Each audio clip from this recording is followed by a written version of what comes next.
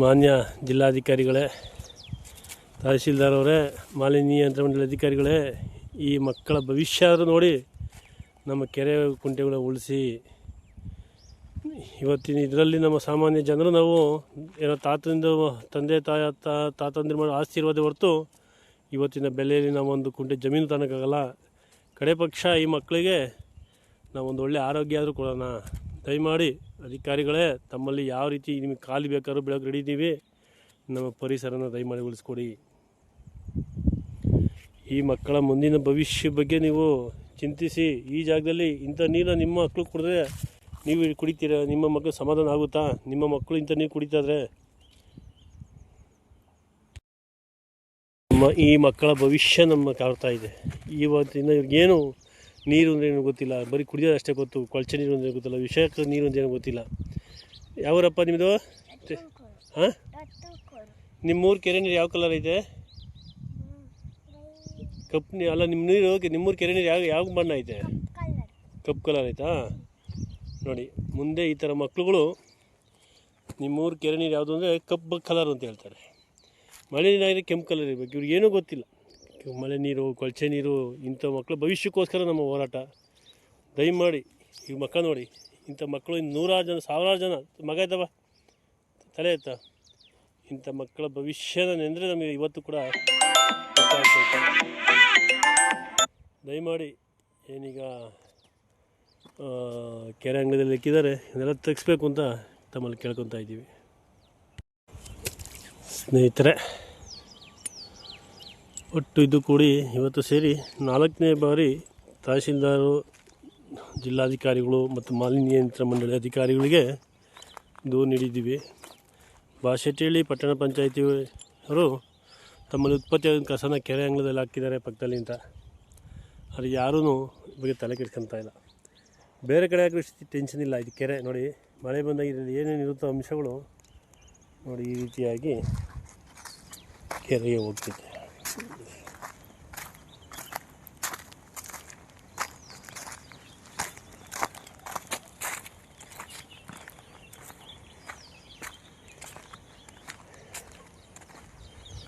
ಈ ಕಡೆ ಕಾರ್ಖಾನೆಗಳ ನೀರು, ಈ ಕಡೆ ಕಸದ ನೀರು, ಇದೇ ನೀರು ಇವತ್ತು ಏನಾಗ್ತೈತೆ ನಮಗೆ ಕಾಡ್ತಾ ಇರೋ ಭಯ ಏನು ಅಂತೇಳಿದ್ರೆ, ಏನೂ ತಿಳಿದೇ ಇರುವಂಥ ಇನ್ನೂ ನೀರು ಅಂದರೆ ಏನು, ಬರೀ ನೀರು ಅಂತ ನೀರು ಕುಡಿತಾರೆ ಅಷ್ಟೇ ಮಕ್ಕಳು.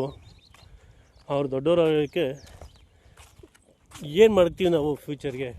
ತೇಜೋ ಆಮೇಲೆ ನೋಡಿ, ಇಂಥವ್ರಿಗೆ ಕಸ ನೀರೇನು, ಕೆಮಿಕಲ್ ನೀರು ಅಂದರೆ ಏನೂ ಗೊತ್ತಿಲ್ಲ. ಯಾವರಪ್ಪ ನಿಮ್ಮದು? ತೇಜೋ, ನಿಮ್ಮೂರು ಕೆರೆ ನೀರು ಯಾವ ಬಣ್ಣ ಆಯ್ತಪ್ಪ?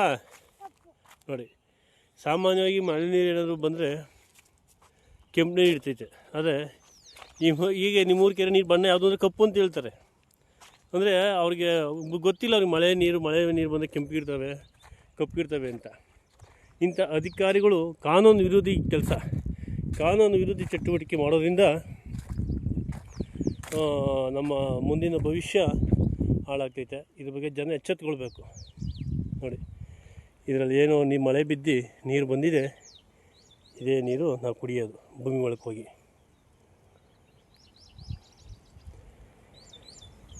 ಅಧಿಕಾರಿಗಳಿಗೆ ಇಂಥ ಮಕ್ಕಳ ಬಾಬಾ ಕೈಯಲ್ಲಿ ಮುಟ್ಬೇಡ, ನೀರು ಚೆನ್ನಾಗಿಲ್ಲ ಬಾಬಾ, ಆಟಾಡ. ಇಂಥ ಮಕ್ಕಳ ಭವಿಷ್ಯನೆಂದರೆ ನಮಗೆ ಕಷ್ಟ ಆಗ್ತೈತಿ. ಅವ್ರಿಗೇನು ಅಧಿಕಾರಿಗಳಿಗೆ ಎಷ್ಟೆಷ್ಟು ಮಾಡ್ಕೊತಾರೆ, ತಿಂತಾರೆ. ಆದರೆ ನಮ್ಮ ಮಕ್ಕಳು, ಬಡ ಮಕ್ಕಳು, ಸಾಮಾನ್ಯ ಜನ ವರ್ಗ ಮಕ್ಕಳು ನಾವು ಡೈಲಿ ಫಿಲ್ಟರ್ ನೀರು ಕುಡಿಯೋಕ್ಕಾಗೈತಾ? ಹಾಂ,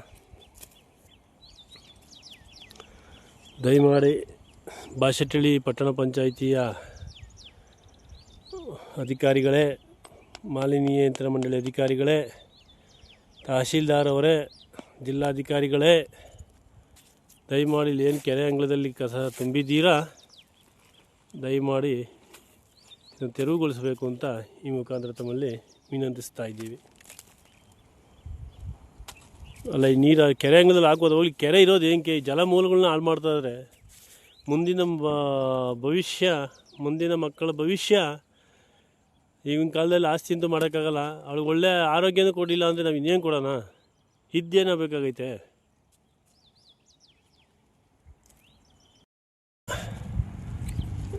ಜಿಲ್ಲಾಧಿಕಾರಿಗಳಲ್ಲಿ ಮತ್ತು ತಹಶೀಲ್ದಾರ್ ಅವರಲ್ಲಿ ಕೆರೆ ಅಭಿವೃದ್ಧಿ ನಗರ ಜಿಲ್ಲಾಧ್ಯಕ್ಷರು ಮತ್ತು ತಾಲೂಕು ತಹಶೀಲ್ದಾರ್ ಮತ್ತು DSC ಅವರು ಬರ್ತೀರಾ. ದಯಮಾಡಿ ಭಾಷೆಟಳಿ ಕೆರೆ ಅಂಗಳದಲ್ಲಿ ಭಾಷೆಟಳಿ ಪಟ್ಟಣ ಪಂಚಾಯತಿರವರು ತಮ್ಮಲ್ಲಿ ಉತ್ಪತ್ತಿಯಾಗುವಂತಹ ಸಂಪೂರ್ಣ ಕಸನೆಲ್ಲ ತಂದಿಲ್ಬಿಟ್ಟಿದ್ದಾರೆ. ಇದೇ ತಿಂಗಳ 4ನೇ ತಾರೀಕಿಂದ ಸೇರಿ ಇದು 4ನೇ ಬಾರಿ ದೂರು ನೀಡ್ತಾ ಇದ್ದೀವಿ. ತಮಗೆ ಯಾವುದೇ ರೀತಿಯಾದಂಥ ಇಲ್ಲಿ ಎತ್ತುವಂಥ ಕಾರ್ಯ ಮಾಡಿಲ್ಲ. ದಯಮಾಡಿ ತ್ಯಾಜ್ಯವನ್ನು ಎತ್ತಿಸಬೇಕಂತ ತಮ್ಮಲ್ಲಿ ಮನವಿ ಮಾಡ್ಕೊತಾ ಇದ್ದೀವಿ. ಮಾಲಿನ್ಯ ನಿಯಂತ್ರಣ ಮಂಡಳಿ ಅಧಿಕಾರಿಗಳಲ್ಲಿ ವಿನಂತಿ. ಭಾಷೆಟಳಿ ಪಟ್ಟಣ ಪಂಚಾಯಿತಿಯವರು ತಮ್ಮ ಉತ್ಪತ್ತಿಯಾಗುವಂಥ ಏನು ಕೆರೆ ಅಂಗಳದಲ್ಲಿ ಕಸ ತ್ಯಾಜ್ಯ ಹಾಕಿದ್ದಾರೆ, ಇದು ಸೇರಿ ತಮಗೆ 4ನೇ ಬಾರಿ ದೂರು ನೀಡ್ತಾ ಇದ್ದೀವಿ. ನೋಡಿ, ನಮಗೆ ಪ್ರಮುಖವಾಗಿ ಈ ಕೆರೆ ಅಂಗಳ ಇರೋದು ಕೆರೆನ ನೀರಾಗಿ ಇದು ಮಾಡೋಕ್ಕೆ ಬಿಡಿ, ಕೆರೆ ಆಗಿರೋಕ್ಕೆ ಬಿಡಿ.